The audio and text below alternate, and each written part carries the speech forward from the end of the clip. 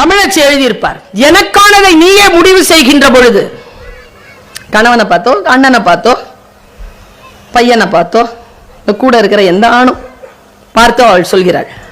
தமிழச்சியின் கவிதை, எனக்கானதை நீயே முடிவு செய்கின்ற பொழுது உன்னை எதிர்கொள்கிறது என் மௌனம்.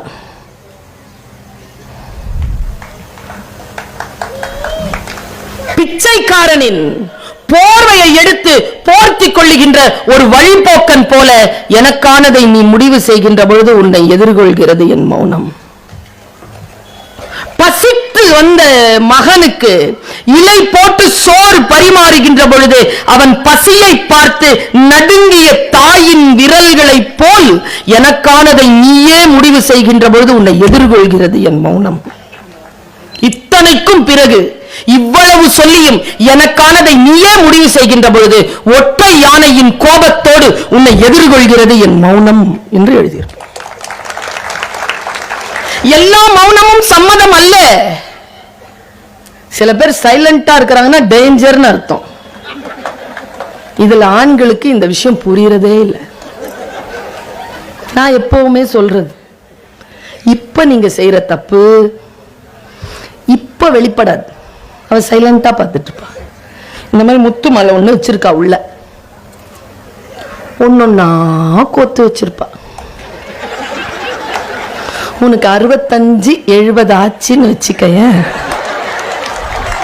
ஒன்னொன்னா எடுத்து 65 வயசுல உன்னை கரம் பிடித்தேன் வாழ்க்கை ஒளிமயமா செல்லாது செல்லாது.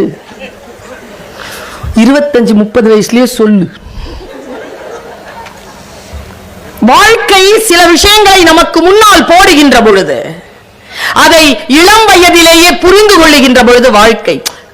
ராம்கோ சிமெண்ட்ஸ் இருக்குல்ல, அதனுடைய அதிபர், அவர் தனக்கான வாழ்க்கை வரலாறை எழுதி அந்த முன்னுரையில ஒரு விஷயம் சொல்லி இருந்தாருங்க. ஒரு 10 நாளைக்கு முன்னால் அதை வாசிக்கக்கூடிய வாய்ப்பு எனக்கு கிடைத்தது.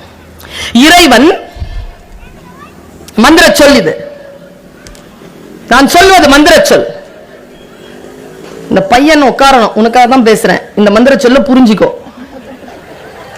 வயசானவங்களுக்கு இல்ல இந்த சொல், உனக்கு தான், புரிஞ்சுக்கோ. இந்த தாய் பேசுவது இப்பொழுது உனக்கு புரியாமல் இருக்கலாம், ஆனால் வாங்கி வச்சுக்கோ. விதைத்தவள் தூங்கலாம், விதைகள் தூங்காது, அது முளைக்கும். விளையாட்டா வாங்கி வச்சுக்கோ.